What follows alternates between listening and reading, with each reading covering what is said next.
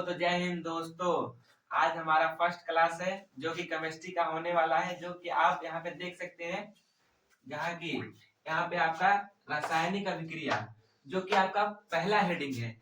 इस हेडिंग में हम आपको सिखाएंगे कि रासायनिक अभिक्रिया का मतलब क्या होता है। चलिए तो आज हम इसका रासायनिक अभिक्रिया का मतलब समझते हैं।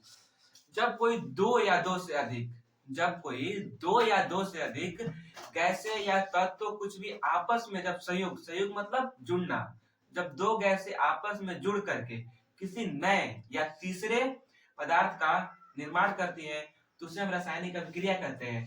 जो तीसरा तत्व होता है उसका भौतिक और रासायनिक दोनों ही तरीके से वो मूल तत्वों से बिल्कुल अलग होता है। तो इसको आपने समझ लिया रासायनिक अभिक्रिया को।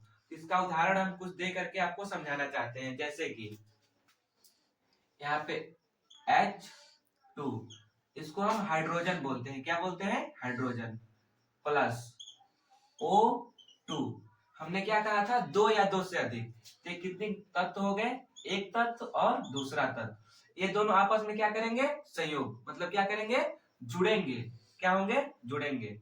अगर आपने इसको दोनों को अगर जोड़ना सीख लिया तो आपका मतलब कि नंबर एकदम फिक्स है, दो नंबर एकदम फिक्स आएगा ही आएगा बोर्ड एग्जाम में। तो इसको आप देखिए कैसे होता है संयोग।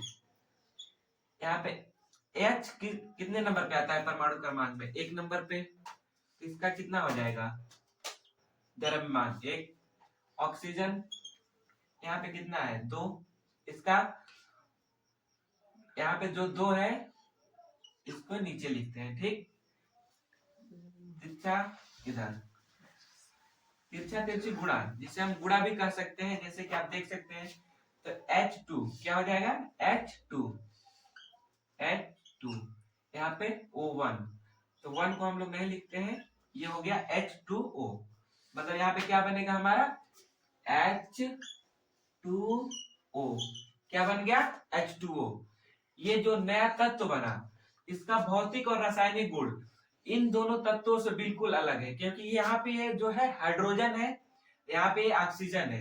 जब हाइड्रोजन और ऑक्सीजन मिल गए तो यहाँ पे क्या बन गया? H2O। मतलब इसका हिंदी में नाम होता है जल, जिसे आप लोग पानी, भोजपुरी में नीर, तोय कुछ भी बोल सकते हैं।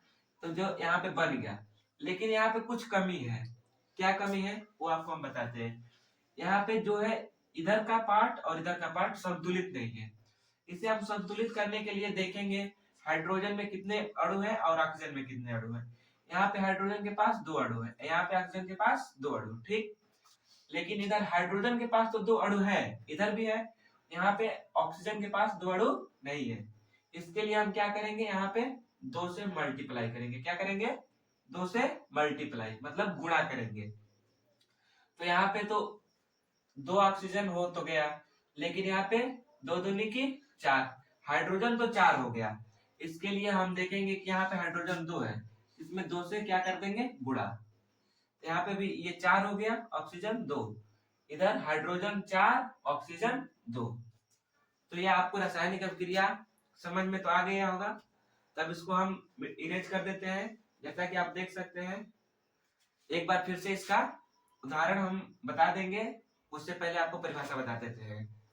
जब दो या दो से अधिक, क्या? दो या दो से अधिक तत्व, जो यहाँ पे लिखा है एक तत्व और दो तत्व, ये दोनों आपस में क्या करेंगे? सहयोग मतलब जुड़ेंगे, तो एक नए तत्व का निर्माण होगा। क्या होगा? निर्माण, जो कि यहाँ पे हुआ है H2O, जिसको हमने यहाँ पे करके भी दिखाया कैसे होता है। ये हो गया।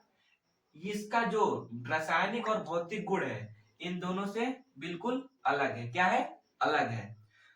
जैसे कि यहाँ पे हाइड्रोजन है, यहाँ पे ऑक्सीजन, यहाँ पे क्या है? जल।